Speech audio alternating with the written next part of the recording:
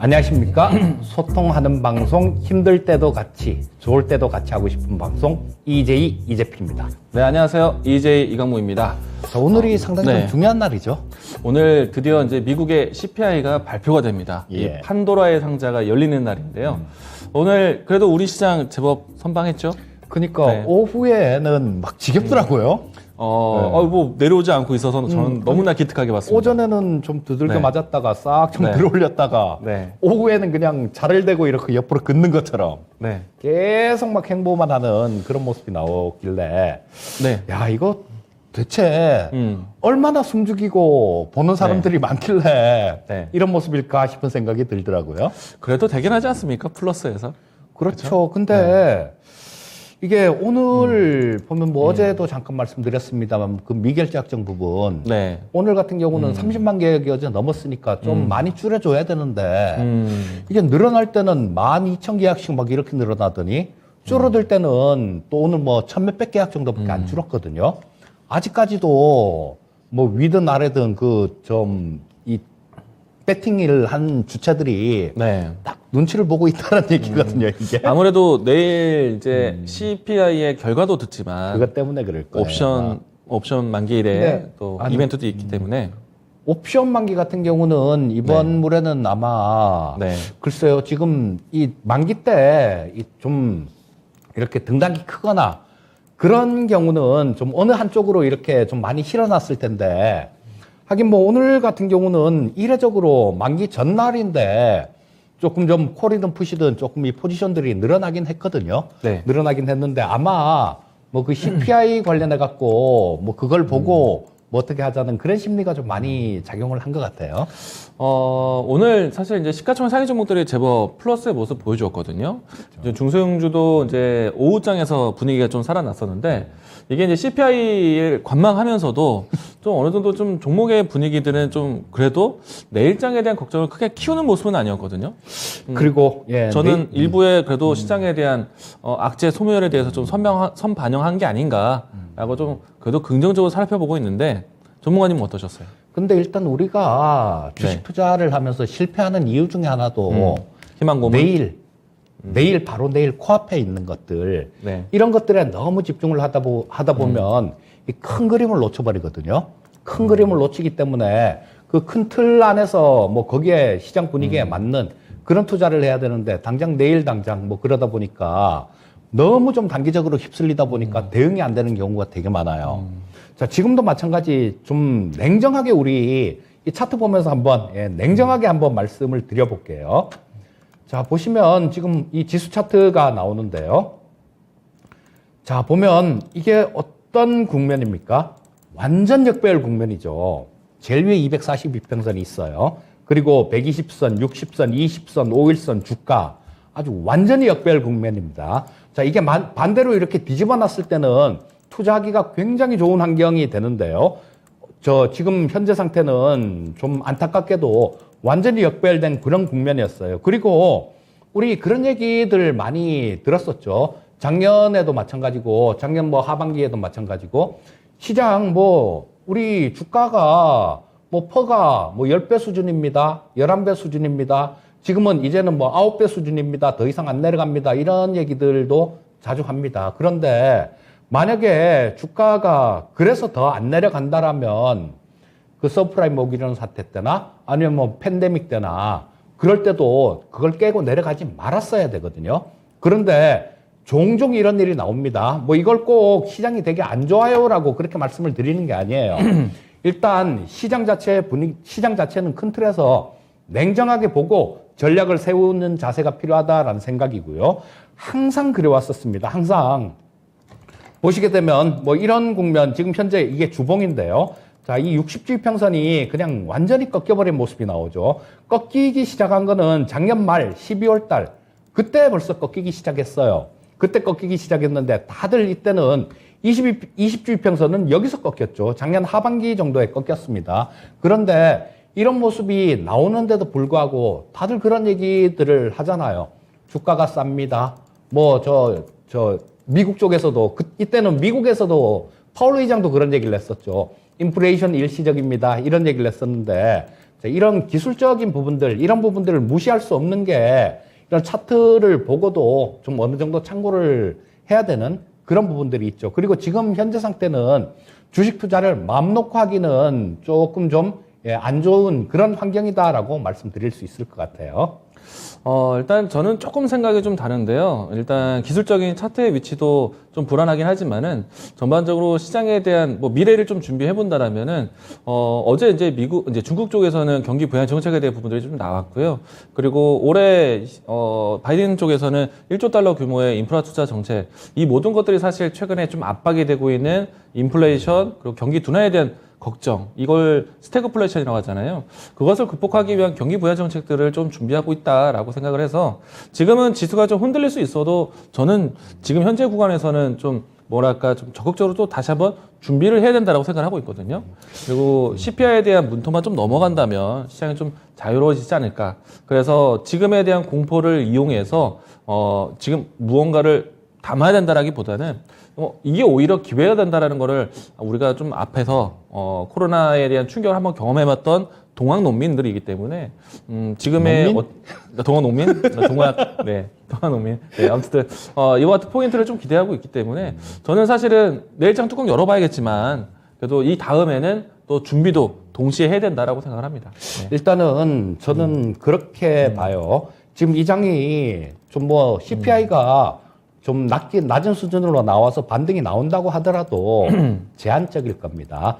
완전히 이렇게 다 뒤틀어져 버린 상태고 또 연준 인사들하고 뭐 굉장히 좀 매파적인 그런 얘기들을 많이 하죠. 윌리엄 더들리 같은 경우는 심지어 대놓고 그냥 시장에 충격을 줘야 된다. 그리고 주가 빠지는 건 연준이 바라는 거다. 이런 얘기들을 하고요. 또 이 파월 의장도 상당히 좀 매파적으로 바뀌었죠. 매파적으로 바뀌었는데 지금 미국 경제에서 두 축은 저 재무부하고 연준이잖아요. 네. 어제 옐런 의장은 그런 얘기를 했습니다. 금융시장의 변동성이 커지더라도 올 여름 정도, 그 정도 때까지는 뭐 동요하지 않겠다. 그런 얘기를 했어요. 자, 빠지더라도 그냥 냅두겠다라는 얘기예요. 그리고 한 가지만 우리 원론적으로 한번 생각을 해보면요. 주가가 우리 팬데믹 때 1,400까지 빠졌었죠. 그런데 그 유동성으로 이 주가를 3,300까지 들어올렸지 않습니까? 만약에 그 유동성이 없었다라면 주가는 3,300까지 턱도 없을 겁니다. 그런데 그 유동성을 뺏어간다라는 얘기죠. 자, 이런 상태에서 시장을 마냥, 저도 시청자님들께 이런 얘기하면 욕먹어요. 욕먹습니다. 근데 맨날 뭐 장 좋아요. 이거 하면 됩니다. 저거 하면 됩니다. 그런 얘기를 해야 되는데 그런 얘기를 못 드리는 게 좀 죄송스럽지만 냉정하게 보면 지금 현재 상태는 뭐 그렇습니다. 좀 너무 공격적으로 이렇게 투자할 때는 아니고요. 좀 방어적인 그런 전략이 필요하다. 뭐 이렇게 말씀드리겠습니다. 오늘의 이제 시황에 대한 내용들은 좀 양쪽을 다 들어보면서 너무 비관적이지 말자라는 제 주장과 또 지금은 또 어떻게 설명해야 될까요? 안 좋다라고 말씀하신 부분들에 대해서는 좀 같이 좀 섞어서 좀 들어야 되지 않을까 생각합니다. 그러면 어쨌든 시장을 이기기 위한 전략이 좀 필요한데 투자에 대한 아이디어 또 투자에 대한 준비 포커스 EJ로 넘어가도록 하겠습니다. 자, 오늘 포커스 EJ는 제가 AI를 좀 말씀을 드리고 싶습니다. 자, 제가 그 배워야 산다를 아까 좀 출연을 해서 110대 국정과제 관련해 갖고 뭐 얘기를 쭉 좀 말씀을 드렸는데요. 자, 그쪽에서 조금 좀 드리고 싶었던 얘기가 AI에 관한 얘기를 조금 더 드리고 싶었는데 뭐 거기서는 좀 드릴 시간이 안 됐죠. 워낙 이게 분량이 워낙 방대하다 보니까 얘기가 안 돼서 그럴 시간이 안 돼서 지금 이 시간을 통해 말씀을 드리는데요. 자, 이 110대 국정과제 중에 AI란 얘기가 문구가 나온 거를 제가 한번 이렇게 읽어 드리겠습니다. 자, 그냥 이거 외에도 되게 많은데요. 지금 좀 추려갖고 이 정도입니다. 자, 한번 읽어 드릴게요, 제가. 자, 신재생 산업 고도화, 4차 산업 연계, 신산업 육성, 요것도 AI하고 관련되는 거고요. 반도체, AI 배터리 등 미래 전략 산업 초격차 확보, 그리고 백신, 레드바이오, 융합바이오 등 신산업 규제 완화, 의료 빅데이터 구축 개방 및 데이터 연구 개발 확대, AI 기반 화물 처리, 드론 등을 이용한 무인 배송 입법화 이런 것들 다 AI하고 관련되는 거죠. 스마트 농업 확산 요것도 마찬가지 AI하고 관련되는 부분이고요. 블록체인, 생체 인증 같은 그런 새로운 인증 기술 도입 촉진. 자, 이것도 AI죠. 100만 디지털 인재 육성. 이것도 AI하고 관련되는 겁니다. 자, 교대, 사대에 AI 교육과정 개발하겠다. 이것도 AI. 초등학생, 중학생, 소프트웨어, AI 교육을 필수화하겠다라는 거, 이런 내용도 있었고, AI 과학기술 강군 육성, AI, 요런 것들이 일단 대충 줄 잡아도 뭐 이런 내용들이 좀 있었는데요. 자, 이런 것들은 현 정부에서도 마찬가지 AI의 중요성을 인식을 한 겁니다. 자, 그래서 이 AI라는 게 우리는 뭔지 지금 이 시간을 통해서 간략하게 한번 짚어보고 넘어가는 게 좋을 것 같아서 What is AI? 뭐 이런 저 그림을 갖고 나왔는데요. 자, AI라는 거는 저 연구한 지는 굉장히 오래됐습니다. 저 AI를 연구한 게 1950년부터 연구를 했어요. 그런데 지금까지 이 AI라는 게 되리라고 생각을 안 했었습니다. AI가 이게 되는구나라고 생각을 한 게 딥러닝이라는 그런 좀 기계를 공부시키는 방법 이런 게 개발이 되면서 야 이거 되겠다라고 그렇게 지금 인식을 했죠. 자, 기존에는 AI한테 그렇게 가르쳤습니다. 만약에 강아지나 고양이를 갖고 요거를 구분을 하려면 야 강아지는 뭐 다리가 4개고 뭐 털이 있고 뭐 수염이 있고 귀가 쫑긋하고 뭐 막 이렇게 가르쳤어요. 그러니까 요거는 그렇게 가르치다 보니까 이 AI가 그 강아지는 구분을 해요. 근데 다른 강아지는 저게 개다 고양이다 이걸 구분을 못했습니다. 그게 2012년까지 저 AI는 컴퓨터는 개와 고양이를 구분을 못했어요. 그런데 그때 2012년도에 딥러닝이라는 그런 기술이 딱 나왔는데요. 자, 뭐 컴퓨터를 굉장히 많이 3000대 분량일 거예요. 그거를 CPU하고 GPU하고 그런 것들을 다 연결을 해서 슈퍼컴퓨터를 만들었죠. 그러고 난 다음에 유튜브를 공부를 시켰습니다. 자, 1000만 시간의 유튜브를 공부를 시켰어요.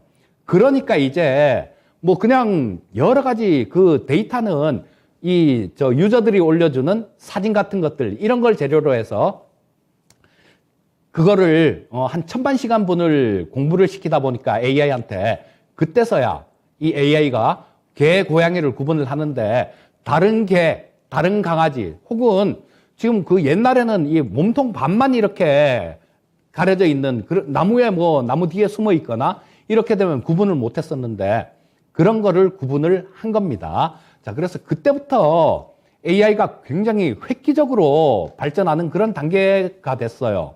그래서 2016년도에는 16만 건의 바둑 기보를 공부한 AI가 이세돌 구단을 이기는 뭐 그런 게 있었고요.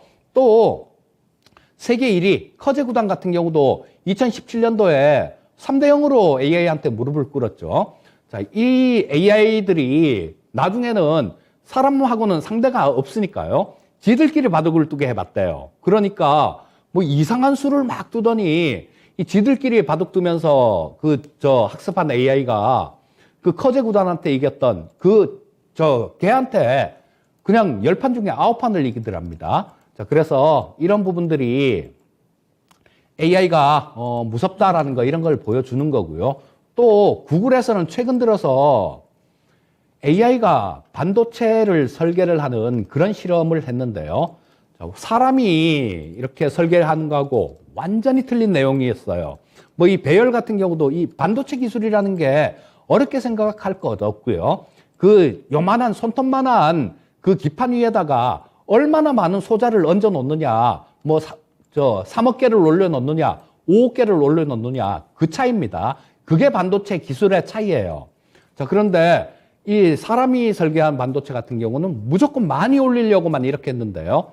AI가 설계한 반도체는 그렇게 많이 올리려고 하질 않고 이 배열이 틀리더래요. 즉 뭐 그런 거죠. 이 배열에 따라서 뭐 메모리 반도체도 되는 거고, D램도 되는 거고, 뭐 낸드도 되는 거고, 뭐 CPU도 되는 거고, GPU도 되는 거고 이런 겁니다. 자, 그런데 배열 자체가 이렇게 좀 틀리더래요. 그런데 이거를 갖고 실제로 만들어서 실험을 해보니까 굉장히 효율적이더라는 얘기입니다. 그래서 AI가 진출하는 분야들, 그런 분야들 같은 경우는 반도체든 뭐 저 바둑이든 스포츠든 뭐 어떤 분야든 간에 심지어 이 제가 하고 있는 이 TV 방송하는 전문가들, 이 주식 전문가들도 마찬가지일 겁니다. AI가 침투하는 분야에서는 살아남기가 힘들 거예요. 자, 나중에는 이런 것들이 결국은 데이터입니다. 자, AI를 아까 제가 말씀드렸을 때, AI를 처음에 공부시켰을 때 유튜브 1000만 시간의 데이터가 주어졌다라는 말씀을 드렸죠. 자, 그래서 지금 이 새 정부에서 얘기하는 게 이게 굉장히 반가워요. 자, 뭐 의료 데이터 같은 것들, 이런 것들을 개방하겠다. 데이터 플랫폼을 개방을 하겠다. 이런 얘기들을 하는데, 그렇게 되면 아마 이 의료 쪽의 발전 속도는 정말로 획기적으로 빨라질 가능성이 굉장히 많습니다. 자, 그래서 이런 것들이 지금 밑에 화면이 쭉 지나가는데요.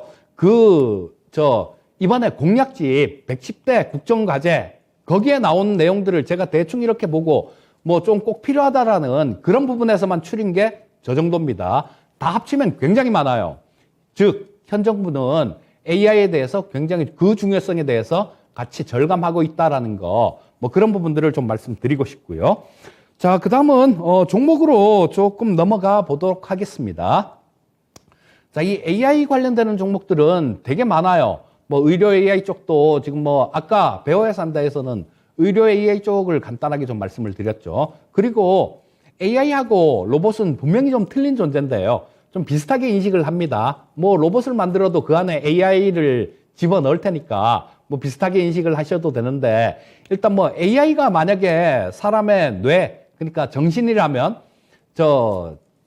로봇은 그 육체에 해당이 되겠죠. 그러니까 정신하고 육체는 좀 틀린 거잖아요. 그러니까 그렇게 보시면 될 거고요. 자, 궁극적으로 이 AI 같은 경우는 지금 얼마 전에 삼성전자에서 CPU가 필요 없는 그 D램을 개발을 했다라는 뭐 그런 뉴스들도 좀 나오던데, 이런 부분들도 마찬가지 뭐 하나로 합쳐가는, 통합돼가는 그런 부분일 겁니다. 자, 종목에 대해서 조금 말씀을 드리면, 오늘 큰 종목에 대해서 말씀드릴 건 아니고요. 작은 종목들, 잘 움직일 수 있는 종목들, 그런 종목들 위주로 말씀드릴 겁니다. 첫 번째 종목은 오픈베이스예요. 자, 이 오픈베이스는 뭐 저런 거죠. 지금 4차 산업의 핵심, 그쪽은 클라우드, 뭐 데이터도 클라우드 서버에서 처리가 되는 거니까요. 이 클라우드 서버에 집중 투자를 하고 있는 그런 기업입니다. 그리고 그 전부터 뭐 빅데이터 분석 플랫폼들 뭐 이런 것들에 대해서도 상당히 많이 좀 투자를 했고요. 또 삼성 SDS에다가 자사의 플랫폼을 솔루션을 납품을 하기도 했고요.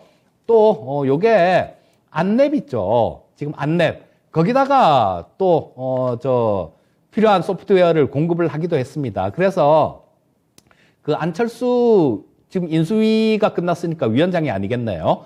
자, 안철수 후보라고 얘기를 하는 게 맞겠네요. 지금 뭐 분당 거기 국회의원 보궐선거에 나온다니까. 자, 그 안철수 후보하고 관련되는 종목이다. 이렇게 보시면 될 거고요. 저런 것들이에요. 같이 좀 협업을 하고 있는 그런 쪽이 저런 쪽, 아마존이나 뭐 마이크로소프트도 있고요. 그 다음 네이버 같은 데도 있고, 중간에서 그 클라우드 플랫폼을 만들어 놓고 뭐 결제를 하고, 그러니까 뭐 아마존 같은데 이런 데서는 이쪽에서는 달러로 결제를 하고 저쪽에서 유저들 같은 경우는 원화로 결제를 하겠죠. 중간에서 그런 걸 연결시켜주는 역할, 클라우드 서버를 놓고 그런 역할들을 하는 걸 주로 하고 있는데요. 자, 요게 AI 관련해갖고 좀 AI 관련주다 이런 인식들이 사람들한테 좀 많아요. 그리고 주가 자체도 이때 굉장히 좀 강하게 움직였고요. 자, 그 다음에 올해 1월 달 같은 경우도 상당히 좀 강한 모습이었었죠. 요게 안철수 후보가 좀 부상이 될 때 그때 좀 움직이는 경향이 있습니다. 좀 있으면 이제 보궐선거도 있고 뭐 당내에서도 아마 좀 부각이 될 가능성이 많으니까 주가가 올랐을 때 쫓아가면 안 되는 거죠. 자, 지금은 좀 많이 눌려 있는 그런 상태입니다. 그리고 실적 부분 역시 좋아지고 있는 상태예요. 자, 지금 뭐 실적이 보시면 계속해서 증가하는 모습들이 나오고 있습니다. 뭐 이 매출 자체가 재작년에 1,500억 정도 했었는데 작년에 1,700억 정도 나고 영업이익 역시 늘어나는 그런 모습이기 때문에 지금 눌려 있는 구간, 이런 구간에서 좀 관심을 가져보시면 좋겠다. 이렇게 말씀드리고 싶고요. 자, 그다음에 두 번째 종목은 데이터 솔루션입니다. 자, 이 데이터 솔루션은 최대 주주가 오픈베이스예요. 그러니까 저거를 제가 그림을 이 데이터 솔루션에서 홈페이지 가서 캡처를 해온 건데요. 데이터로 새로운 세상을 그리다, 이런 문구들이 나오죠. 아까 제가 그 서두에 좀 이렇게 미리 설명을 드린 부분들이 이런 거하고 관련이 있기 때문에 미리 좀 설명을 드렸는데요. 자, 데이터라고 말씀을 드렸죠.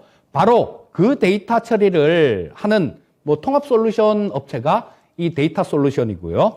자, 그래서 이런 것들은 뭐 이 데이터 솔루션은 블록체인 관련주로도 좀 연결이 되고요. 그 다음에 새 정부의 디지털 플랫폼, 요거 관련해 갖고 얘기가 나오면 지금 새 정부가 디지털 플랫폼을 구축하겠다라는 그런 얘기는 인수위 시절부터 굉장히 많이 나오던 얘기였어요. 그러니까 그런 얘기가 나오면 가장 먼저 반응하는 게 또 이 데이터 솔루션입니다. 지금 여기서 이렇게 3월달 이후로 급등한 모습이 나왔는데 딱 그때죠. 보시게 되면 여기가 이때 3월 11일 날 상한가를 쳤네요. 그리고 그 전에 3월 10일 날 목요일 날 장중에 한 26% 올랐습니다. 그 전날은 선거날이었죠. 자, 지금 현재 윤석열 대통령이 당선이 되니까 그렇게 반응을 했던 겁니다. 그 정부의 디지털 플랫폼 관련해 갖고 실적 부분 간략하게 한번 짚어볼게요. 자, 실적 부분 보시면 지금 재작년까지는 이 거의 똔똔 수준 정도였었는데요. 작년에 영업이익이 한 10억 정도 이렇게 발생을 하면서 매출액도 마찬가지 900억 정도에서 1000억으로 이렇게 좀 올라온 그런 모습이고, 올해 같은 경우는 뭐 상당히 좀 좋은 그런 모습이 아닐까 싶은 생각이 들고요. 그래서 이런 것도 쫓아가는 매매는 좀 곤란하고 이렇게 눌려있는 구간, 눌려주는 구간, 그런 구간에서 노려보시면 좋겠다라는 생각이 듭니다. 자, 그리고 마지막 한 종목을 말씀드리면 위세하이텍이라는 종목이 있어요. 자, 이 위세하이텍은 AI 개발 플랫폼입니다. 플랫폼 이름이 와이즈 플랫폼이라는 프로핏이라는 그런 플랫폼을 운영을 하고 있는데요. 자, 저런 거죠. 저 밑에 보시면 관련 산업들 쭉 나오죠. 뭐 조선산업도, 조선업도 있고 뭐 여러 가지 산업들이 저게 포함이 됩니다. 자, 이 위세하이텍에서 저런 쪽에서 뭐 일일이 다 하나하나 저쪽에서 개발해 줄 수가 없으니까요. 예를 들어서 어떤 산업, 어떤 기업에서 우리 이런 것들을 로봇팔을 만드는 회사라고 쳐요. 로봇팔을 만드는 회사가 이런 것들, AI를 좀 적용을 하고 싶은데 그런 것들을 어떻게 할 수 있을까요? 라고 의뢰를 하면 바로 와이즈 플랫핏이라는 그 플랫폼을 통해서 이런 것들을 개발을 스스로 만들 수 있도록 그렇게 해주는 솔루션을 제공하는 회사입니다. 자, 그래서 이 위세하이텍 같은 경우도 실적 부분들은 아까 데이터 솔루션 이런 것들보다 훨씬 좋습니다. 자, 요거는 시가총액이 800억 정도밖에 안 되는 굉장히 작은 기업이에요. 자, 근데, 영업이익률 같은 경우는 상당히 높습니다. 작년 같은 경우만 보더라도 매출액이 340억밖에 안 돼요. 그런데 영업이익이 한 58억 정도가 났습니다. 재작년 같은 경우도 매출액이 249억이었는데 37억 정도가 났고, 매출액 같은 경우는 급격하게 좀 올라오는 그런 추세죠. 19년에 197억, 20년에 249억, 그 다음에 작년에 341억이 발생이 됐으니까 급격하게 늘어나고 거기에 따라서 영업이익도 급격하게 늘어나는 그런 구조니까요. 이런 것도 한번 눈여겨보시면 좋겠다. 이렇게 말씀드리겠습니다. 네, 그러면은 이 같은 종목들을 보시면서 많은 종목들을 좀 소개해 주셨는데요. 토픽으로 또 선호하시는 종목이 또 있으십니까? 이 안에서? 일단은 지금 여기서 나온 종목들 같은 경우는 그냥 세 종목을 말씀을 드렸고요. 네. 그 중에는 저는 실적 부분들 기본이 돼야 된다라고 생각을 하니까 위세하이텍이 가장 좀 하기에 좋지 않을까 싶은 생각이 들고요. 조금 기술적인 부분들 그리고 정치권에 관련된 부분들 이런 것들을 본다라면 오픈베이스 같은 경우도 괜찮다라는 생각이 듭니다. 또 저 배워야 산다 시간에서 좀 말씀을 드렸었는데 JLK나 그다음에 뷰노 뭐 이런 것들도 이제 루닛이라는 회사가 의료 AI 기업이 상장 예비 심사를 통과를 했으니까 뭐 그것도 상장이 되면 아마 그 상장될 때쯤에 갖고 조금 관심을 받을 가능성이 있으니까요. 뭐 그런 것들도 차분히 한번 노려보시는 전략이 좋겠다. 이렇게 말씀드리겠습니다. 네, 일단 지금도 오늘 유튜브 창이 열려 있는데요. 유튜브 내에서도 오늘 이재필 전문가님이 꺼내주신 AI 이야기로 해서 이야기가 좀 분분하게 진행이 되고 있습니다. 사실 AI에 대한 질문이라기보다는 AI에 대한 수다가 좀 이루어지고 있고요. 어떤 이야기도 좋습니다. 많은 분들 유튜브 창 입장하셔가지고 저희와 같이 또 채팅으로도 또 대화로도 이야기 나누셨으면 좋겠고요. 곧바로 이어서 또 제가 포커스 EJ 진행하도록 하겠습니다. 오늘 제가 준비한 포커스 EJ는요, 반도체 소식입니다. 사실 반도체 이야기들은 제가 많이 꺼내는 이야기이기도 하는데, 앞에서 이재필 전문가님이 얘기해 주셨던 AI가 잘 되기 위해서는 가장 기본적인 또 단위가 반도체부터가 되지 않을까 생각을 하고 있고요. 다만 이제 오늘 제가 꺼내는 반도체 이야기는요, 아무래도 곧 발표될 CPI를 앞두고 시장에서의 걱정 요인들은 인플레이션에 대한 가속도, 그리고 경기 둔화에 대한 시그널에 대해서 상당히 경계를 하고 있습니다. 뭐 쉽게 말해서 스태그플레이션을 경계하고 있다라고 해도 과언이 아닌데, 자, 보통 스태그플레이션에 대한 이 방안을 우리가 이제 경기 부양 정책을 꺼내면서 극복을 준비하기도 합니다. 그렇게 되면은 경기 부양 정책 가장 쉽게 꺼내는 거는 또 인프라 관련된 내용들이 아닐까. 그렇기 때문에 어제 중국에서도 인프라 정책에 대한 내용들을 다시 한번 또 강조를 했었고요. 그리고 지난달부터 해서 바이든 대통령이 1조 달러 규모의 인프라 투자에 대한 정책 올해 시행되는 것에 대해서 상당히 강조를 하고 있습니다. 자, 그리고 이제 곧 있으면은 바이든 대통령의 방한 소식이 좀 있게 되는데, 이 일정이 상당히 시장에서 상당히 큰 일정으로 예상을 하고 있습니다. 바이든 대통령의 입장은 사실, 그러니까 방한하는 목적은 어떻게 보면은 우리나라 안에서의 기술 협력, 그러니까 경제 동반에 대한 이야기들을 좀 강조하기 위해서 왔다라고 생각이 되는데, 사실 어느 정도 좀 예측이 되고 있는 부분이 있죠. 반도체와 배터리에 대한 협력을 위한 여러 가지 좀 이 투자 조치를 좀 이야기를 꺼내지 않을까 예상을 하고 있고요. 만약에 이번 CPI 발표를 통해서 뭐 물론 이제 우리가 최근에 와서 근원 CPI라든지 이 내용들을 추세를 보면서 인플레이션에 대한 피크 아웃에 대한 이야기를 많이 거론하고 있긴 한데요. 어떠한 이유든지 시장에서 큰 반영을 안 한다 하더라도 만약에 앞으로 시장에서 경기 부양 정책에 대한 키워드로 해서 인프라 투자 그리고 또 공급망 확보에 대한 내용들이 나온다라면은 이 내용들은 결국에는 정부의 지원 안에서 투자 얘기가 나올 내용들입니다. 아마도 이제 방한하는 바이든 대통령의 정책 중 이제 이야기들 중에서는요, 미국 자국 기업들에 대한 공급망에 대한 확보, 그리고 미국 현지를 위한 투자 이야기들을 꺼낼 것으로 예상하고 있기 때문에 우리가 만약에 시장이 힘든다라면은 성장에 대한 키워드와 함께, 그리고 거기다가 실적이 잘 나온다면 더 좋을 거고요. 그리고 여기서 투자가 진행되는 사업들, 미래에 대한 먹거리, 미래에 대한 실적이 전환될 수 있는 기회, 이 내용들이 아무래도 지금 시장에서 필요하지 않을까라고 생각이 되고요. 자, 이 때문에 오늘 제가 준비한 내용은 반도체, 바이든 대통령도 가장 관심이 있는 반도체. 어제 같은 경우는 제가 이 내용 때문에 배터리에 대한 이야기를 건네드리기도 했었습니다. 자, 다음 자료 보도록 할까요? 반도체라는 거는 미국 내에서 가장 필요한 요소이기도 합니다. 뿐만 아니라 반도체 기업들, 특히나 삼성전자, SK하이닉스가 우리 시장에서 시가총액 상위이기도 하고요. 다만 좀 이 기업들이 실적이 서프라이즈가 나오면서 전반적인 시장을 방어해주고 이끌어가고 있습니다. 자, 그렇기 때문에 실적이 나오는지 또 앞으로 실적이 유지가 되는지가 중요하다는 것을 이야기 드릴 수가 있겠는데요. 우선은 AWS, 이거는 이제 아마존에 대한 내용입니다. 아마존에 대한 앞으로에 대한 매출 전망인데요. 아마존에 대한 매출을 늘린다는 거는 뭐 소비력에 대한 부분들도 있겠지만은 아마존에 대한 향후 이 캐파를 유지하기 위한 투자에 대한 내용들이 담길 수가 있습니다. 다음 자료 보도록 하겠습니다. 이번 자료는요, 미국에서의 여러 가지 인프라에 대한 환경이 바뀌면서요, 이로 인해서 반도체에 대한 투자가 이어질 것이다라는 것을 설명드리고자 가지고 왔습니다. 앞에서 아마존에 대한 캐파가 늘어나는 것이 마이크로소프트의 주 매출이기도 합니다.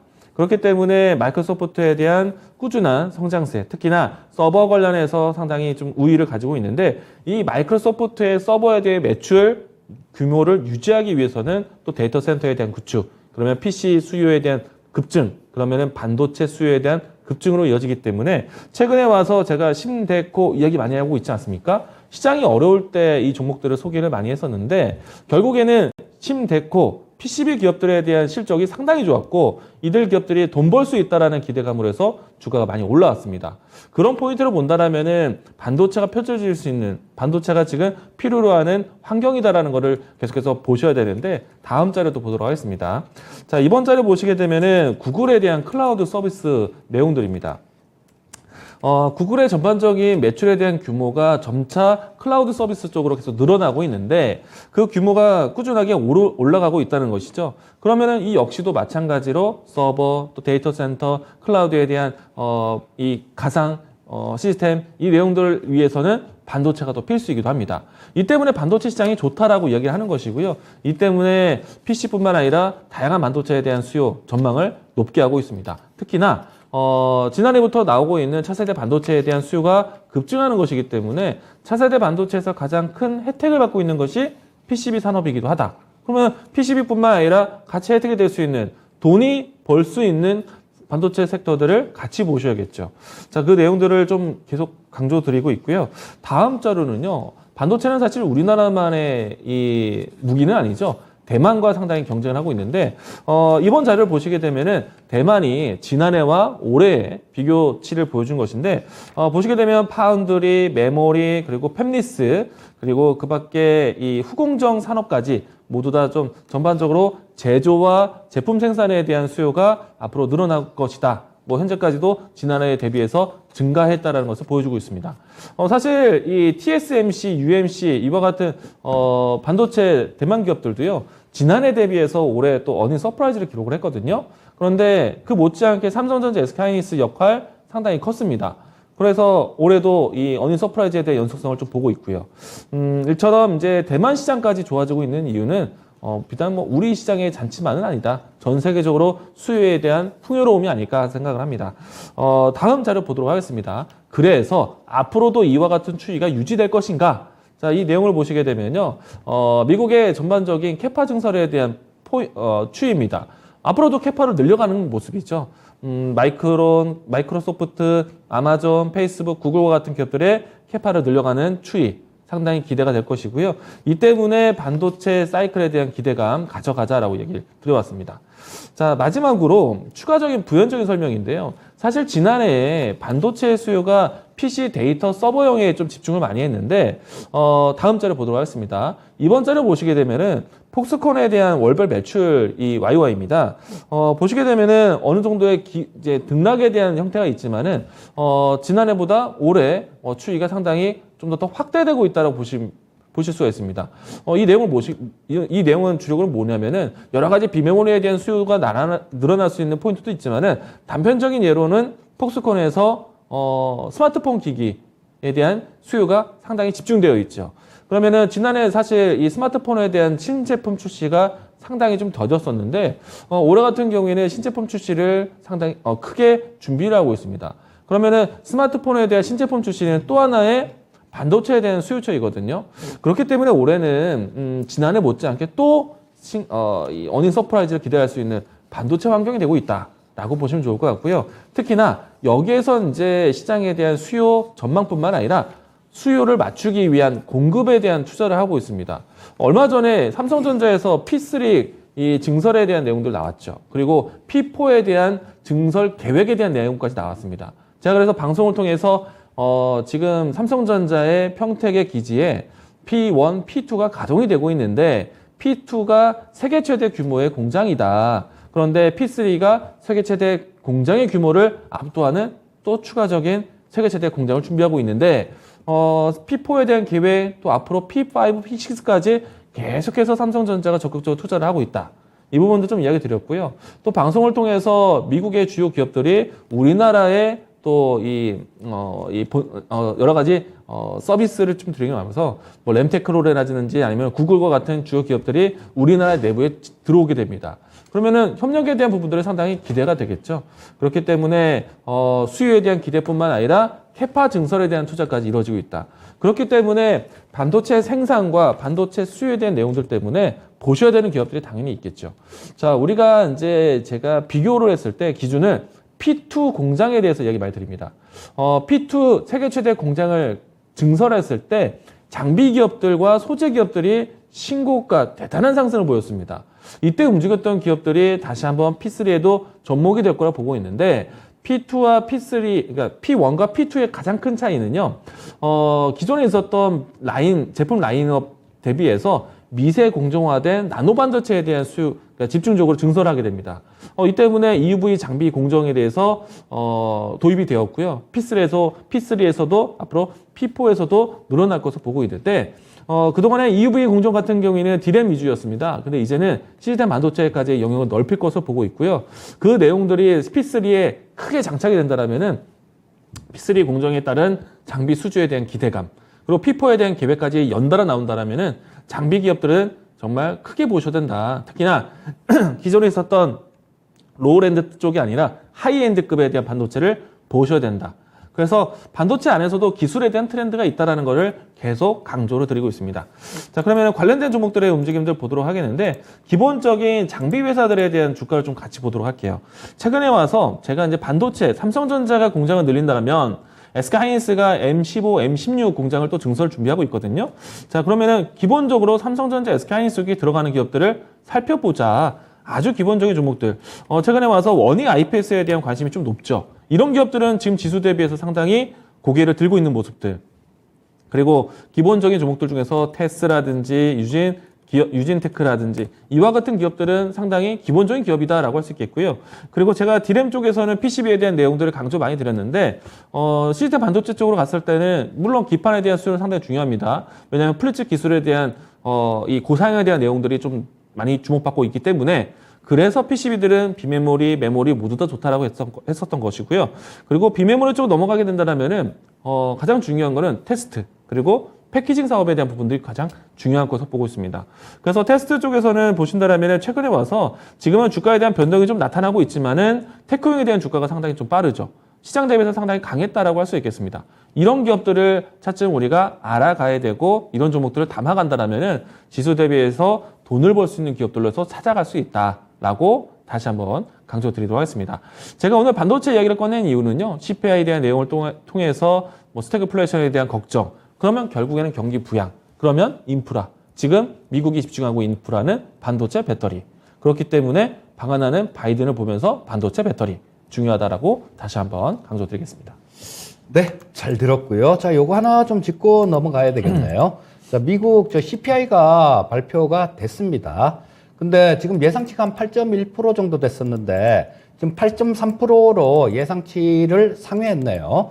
자, 그리고 전월 대비도 마찬가지 0.3%로 예상치를 상회하는 그런 모습이 나왔고요. 자, 근원 CPI도 마찬가지죠. 근원 CPI는 그 에너지 가격하고 그 식료품 가격을 뺀 거를 CPI에서 그걸 뺀 거를 근원 CPI라고 얘기하는데 요것도 마찬가지로 6.2%로 시장 예상치를 좀 상회하는 그런 모습이 나왔고 그 얘기가 나오고 난 다음에 그 전에 나스닥 선물 기준으로 한 2% 정도 플러스가 이렇게 나오고 있었는데요. 자, 지금 현재 제가 실시간으로 조금 놓고 보고 있는데 한 1% 정도 마이너스권으로 120포인트 정도 마이너스권으로 좀 밀리고 있는데요.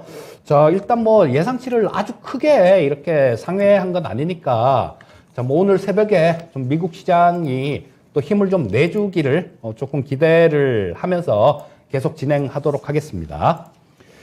자, 뭐 이제 그 얘기까지 좀 반도체 얘기까지 잘 들었고요. 자, 이제는 추천 종목으로 넘어갈 시간이 됐네요. 바로 진행하도록 하겠습니다.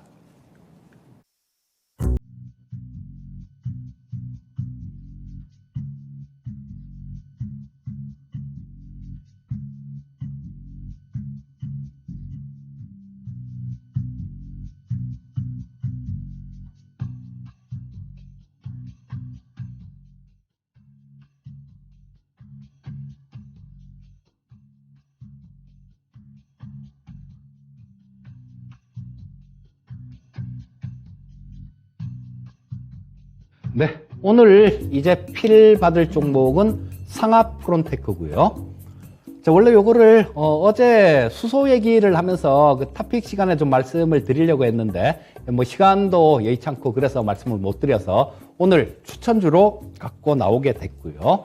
자, 이 상압 프론테크는 멤브레인 소재를 만드는 멤브레인 섬유를 만든 그런 기업인데요. 불 속의 멤브레인입니다. 자, 이 불 속의 멤브레인 같은 경우는 이 기술 난이도가 굉장히 높습니다.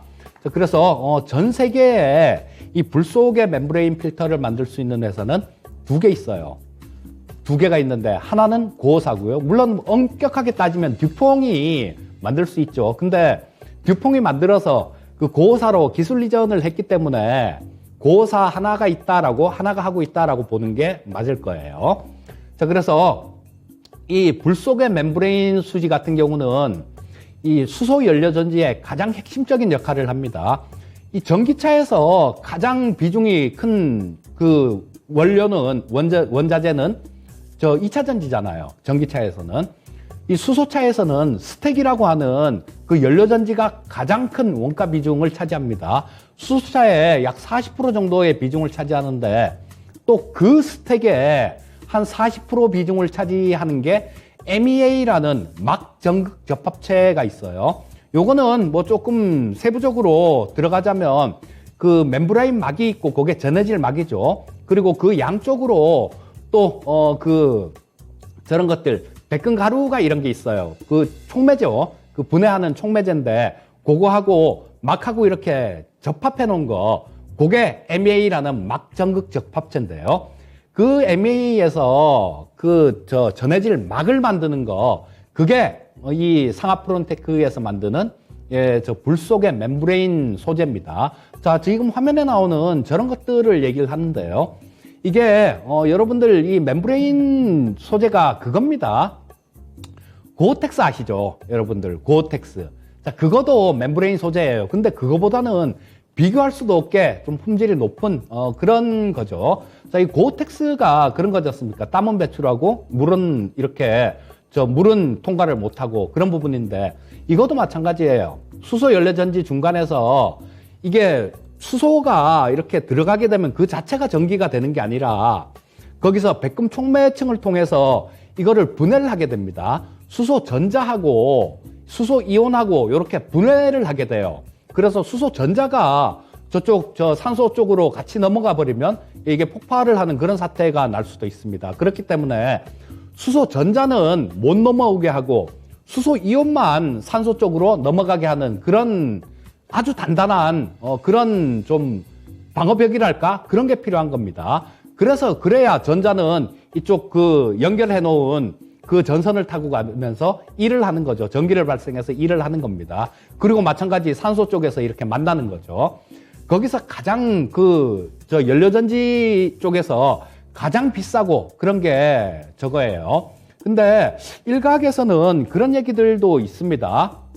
코오롱인더에서 저런 것들을 멤브레인 소재를 만들었다라고 그렇게 얘기를 하는데요. 그거는 불 속의 수지가 아닌 탄소계입니다. 그리고 지금 그거는 막 가습제라고 있어요.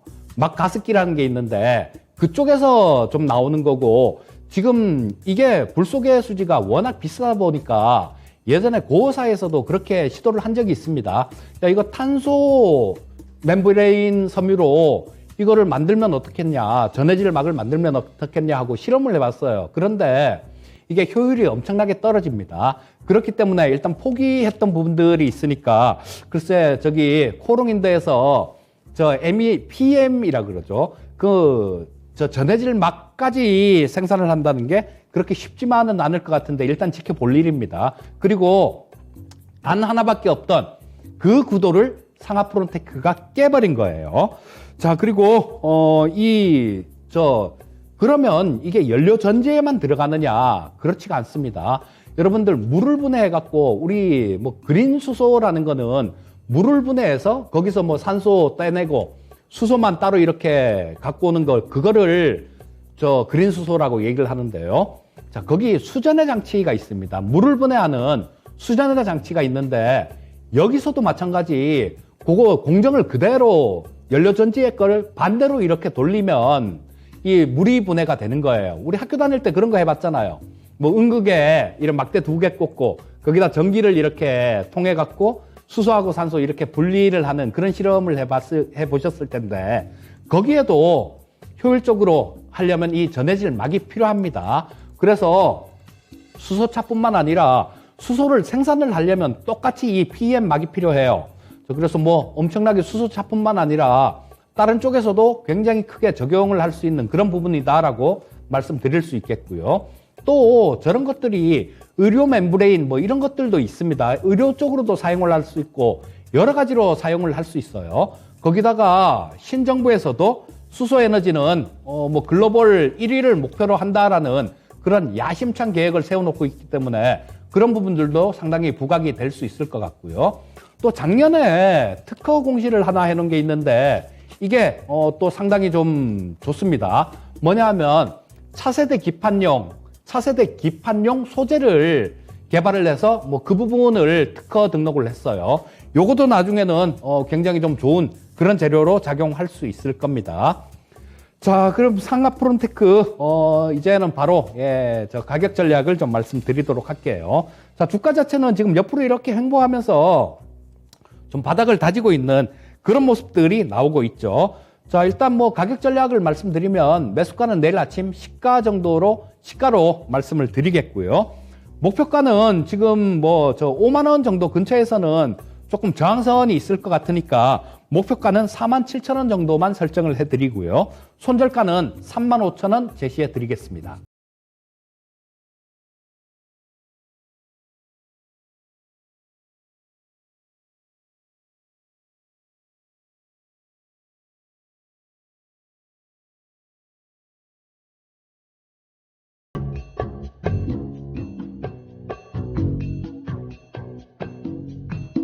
네, 오늘 제가 준비한 종목은 파크 시스템즈입니다.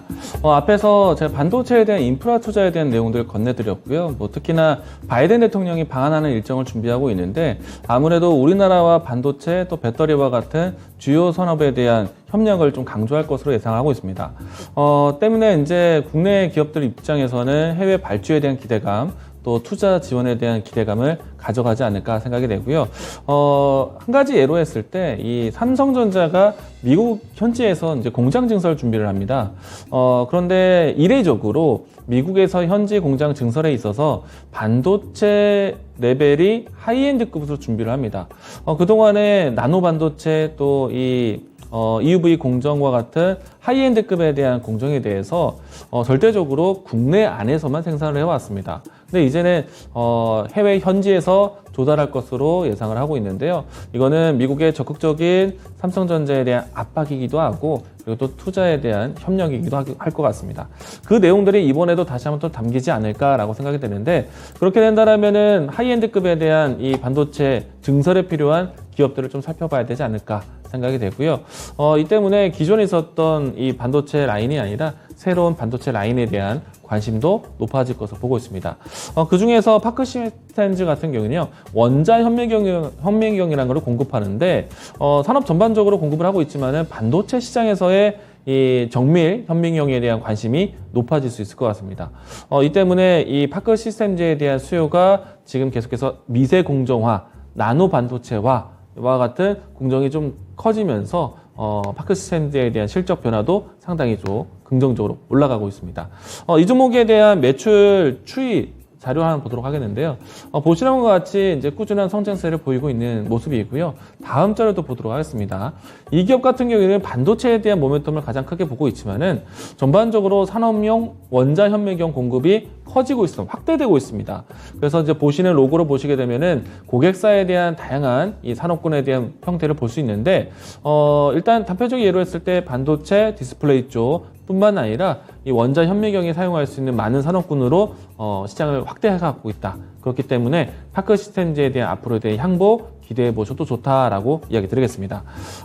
돈 버는 기업들을 지금 알아보자라고 얘기 드리고 있고요. 중요한 거는 바이든 대통령의 방한하는 일정까지도 모멘텀을 고려해서 이 종목을 좀 가져왔는데, 자, 이 종목에 대한 주가 흐름 살펴보도록 하겠습니다. 자, 이 종목 같은 경우에는요, 시장의 흐름을 크게 뭐 이겨내거나 그러지는 않았습니다. 시장이 빠질 때 같이 조정을 받기도 했었는데, 자, 오늘 같은 경우에는 반등을 좀 다시 한번 주도를 했었고요.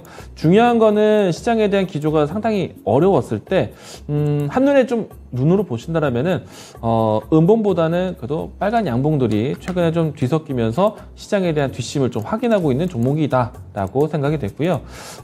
우리가 이제 주가에 대한 흐름들을 좀 전체적으로 좀 봤을 때, 현재의 위치가 과거에 다중바닥을 확인했었던 위치이기도 합니다. 물론 이제 이 가격대 전후로 해서 또 등락을 좀 보일 수 있겠지만은 충분히 가격에 대한 지지 방어가 나올 수 있는 위치다라고 설명드리겠고요. 자, 이 종목에 대한 1차적인 저가는 뭐 하방 저점에 대한 위치, 신규 시초가 접근에 대한 이야기 건네드리겠고, 만약에 오늘 지금 변동성이 커진 미증시에 대한 모습들을 확인하고 내일 증시에 빠진다? 저는 오히려 하락 출발이 좀 반길 수 있는 종목이다라고 생각을 합니다.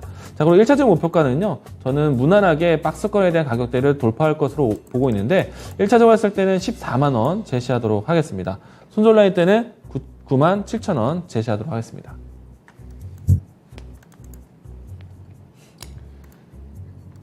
네, 자, 시간이 조금 남았나요? 네. 일단은 미증시에 대한 흐름들이 상당히 좀 거칩니다. 뭐, 물론 이제 장이 끝나는 모습까지 확인을 해야겠지만은, 장 초반이라기보다는 CPI 발표되고 난 다음에, 일시적으로 크게 떨어졌다가 또 일시적으로 크게 반등을 시켰다가 지금은 다시 또 그 이상의 하락을 보여주고 있는데, 이제 해석지에 대한 내용들을 좀 살펴봐야겠죠. 인플레이션에 대한 가속도와 여기에 더불어서 다시 한번 경기 둔화에 대한 시그널들을 살펴보고 있는가, 이것이 중요할 것 같은데, 아무래도 연속적인 빅스텝에 대한 예고가 좀 나올 수밖에 없겠죠. 지금 같은 시장의 흐름이 나온다면. 네. 연속적인 빅스텝에 대한 거는 그건 벌써 뭐 예전부터 벌써 이번 연준 회의 전부터 계속 나왔던 얘기고요. 그거는 뭐 그런 부분들이 반영되는 게 아니라 연준 인사들이나 저 미국 재무부 이런 쪽에서 생각이 가장 중요합니다. 지금 시장이 아까 말씀드렸듯이 그들의 의도에 의해서 올라온 거예요. 그런데 그들이 지금 이제는 물가 때문에 더 이상 부양을 안 하겠다라고 얘기를 하는 겁니다. 자, 이런 상황에서는 그렇게 좀 뭐 상황을 봐서 물론 뭐 그때그때 짧게 뭐 이런 매매도 가능하겠지만 계좌에 어느 정도 현금은 보유를 하시고, 자, 그런 말씀하고 그런 얘기하고 계속 일맥상통하죠. 너 왜 이제 와서 그런 얘기를 하냐라고 얘기하시는 분들 계실 수도 있습니다. 그런데 2700포인트 정도 그 근처에서는 주식을 매도해 놓으시라고 분명히 좀 말씀을 많이 드렸었고요. 자, 일단 뭐 저도 조금 안타까운데 일단은 뭐 내일 아침에 눈 떴을 때 그때 주가가 중요한 거니까, 예, 지금은 어쩔 수 없는 상황이니까 좀 반등하기를 좀 기대해 보도록 하겠습니다. 자, 일단은 여러 가지 해석지를 좀 살펴봐야겠죠. 뭐, 일단 CPI에 대한 예상치보다는 좀 높은 위치, 그리고 또 근원 CPI에 대한 추이가 그래도 지난해 연말부터 해서 좀 속도에 대한 부분들이 좀 감소되고 있다는 것. 사실 시장에 대한 불확실성은 러시아의 전쟁과 중국에 대한 셧다운 문제가 아닐까 생각을 합니다. 이 문제에 대해서 해석지를 또 내일 아침까지 또 살펴보도록 하겠고요. 자, 오늘 방송은 여기까지 진행하도록 하겠습니다. 시청해주신 시청자분들 감사합니다. 예, 감사합니다.